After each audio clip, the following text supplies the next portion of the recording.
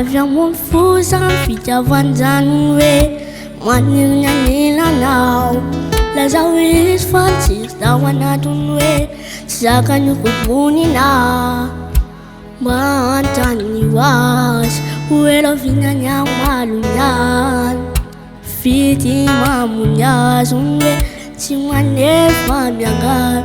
Tsy maintsy ofaponana fa ao anaty lakapity. Zakany ampisomananao fa hitoetra mandra maty. Enao ihany no antokana tiako eto an-tany.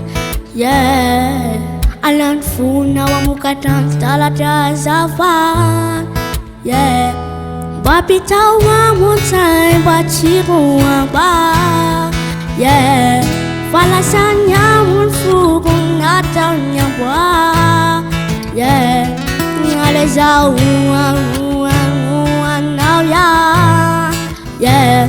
Faza efa fuanao ya. Tsy mahita tory falasavonanony hoe nieritreritranao.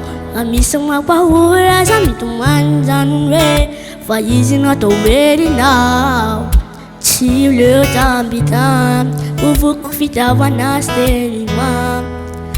Tsy leo sandisany pertsiko fonafona trany atrany. Balazahoazany balazahony hoe izy on tsy ova femoaninanay eo foana. Tsy ova fana tsy ova foe mahaza matoty io fa tsy voafafa fo. Balazahoazany balazahony hoe tsy ova femoaninanay eo foana. Tsy ova fana tsy ova foe mahaza matoty io fa tsy voafafa fo. Mba pitao amontsay mba tsiko amba. Falasany amony foko nataony amboa. Ale zao anao ya. Faza efa fuanao ya.